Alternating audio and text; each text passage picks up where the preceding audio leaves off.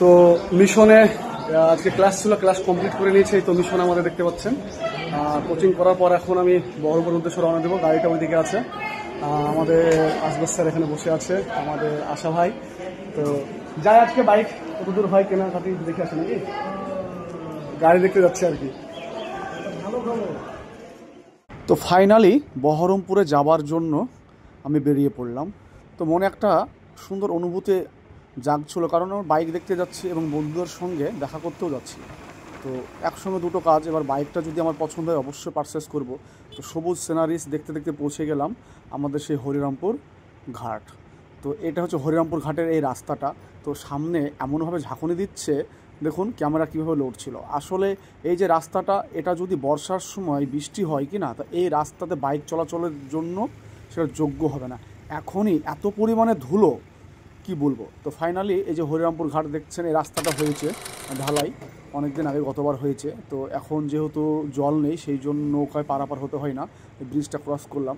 এখানে ওঠার সময় যেহেতু আমার বাইকের একটু সমস্যা ছিল, উঠতে গিয়েও একটু বেগ পেতে হচ্ছিলো, গিয়ার বক্সের সমস্যা। তো এই হরিরামপুর ঘাট দিয়ে এটা দিয়ে যাওয়া আসা, শর্টকাট লালবাগ এটা দিয়ে যাওয়া আসা করি। তো এখানে আপনার যাওয়ার জন্য 10 টাকা, আসার জন্য 10 টাকা। এখানে ফাইনালি এখানে টাকা দেওয়া কমপ্লিট হওয়ার পরে এখানে আবার আমার গন্তব্যের দিকে কথা অগ্রসর হলাম। দেখতেই পাচ্ছেন, তো এটা আমাদের গ্রাম্য এরিয়া, গ্রাম্য রাস্তা। অনেক ছাগল থেকে শুরু করে রাস্তার ওপরে টোটো অনেকভাবেই সাবধানে চালাতে হয়। দুই দিকে সবুজ এবং সুন্দর সিনারিজ দেখতেই পাচ্ছেন। রাস্তার মাঝে আমি পৌঁছে গেলাম তেঁতুলিয়া। আমার সামনে তেঁতুলিয়া গ্রাম পঞ্চায়েত পড়বে, তো তার আগে যে ফাঁকা জায়গাটা সেই জায়গাটায় আছে। আর এই রাস্তার দুই পাশে কিন্তু প্রচুর গাছ এবং সবুজে ঘেরা, সুন্দর লাগে। কিছু জায়গা ফাঁকা আছে, সে ফাঁকা জায়গাগুলো খুবই অসাধারণ।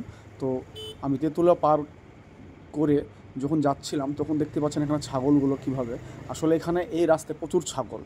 তো ফাইনালি এখানে একটু জিরিয়ে নিচ্ছিলাম নিজেকে, কারণ যা গরম পড়েছে, একটু আখের রস না খেলেই নয়। তো এইখানটায় সবসময় আখের রস পাওয়া যায় আমি জানি, এখানে আখের রস এই দিক দিয়ে আসলে প্রায় খাই আমি। তো খেলাম এখানেও, কারণ এই যে গরমের মধ্যে নিজেকে অবশ্যই একটু ক্লান্ত বোধ মনে হচ্ছিল। তো একটু অবশ্যই রিল্যাক্স করে নিলাম, কারণ এখানে আখের রসটা পেয়ে সত্যি মনে হচ্ছে এক পরিশেষে আবার আমার গন্তব্যের দিকে ধাবিত হলাম। এটা হচ্ছে বরফখানা রোড। আমি যে ব্রিজটা আছে আমাদের লালবাগ আইসবাগের ওই দিকে যেতে, তার আগেই ডান সাইডে আমি এটা ঢুকে যাই। তো এইটা দিয়ে বরফখানা রোড। এই রাস্তাটা খুবই খারাপ, মানে এর আগের বছর তো ভালো ছিল, এখন এতটা খারাপ হয়েছে যে রাস্তা দিয়ে চলতে পারছি না। ফাইনালি আমি লালবাগে এন্ট্রি করে নিয়েছি। এটা বরফখানা রোড এখান থেকে শেষ হচ্ছে। তো আমি রাইট সাইড যাব, কারণ শাহরুখের বাড়ি যাচ্ছি। ওর বাড়িটা একদম এখান থেকে মাত্র 250 মিটার দূরে। সেখানে গিয়ে আমার আজকে গন্তব্যস্থল পরিসমাপ্ত ঘটবে। তো আমরা এর আগেও কিন্তু এই জায়গাতে বিরিয়ানি খেতে আসতাম, এখানে খুব সুন্দর সুন্দর বিরিয়ানি করে। তো যাই হোক, আমরা এখান থেকে চলে আসব শাহরুখের বাড়ি। তো সামনেই চলে আসলো শাহরুখের বাড়ি। এই যে রাস্তাটা দেখছেন, এই যে অটোটা আসছে, ওই যে কালারিং বাড়িটা, ওখানেই কিন্তু শাহরুখের বাড়ি।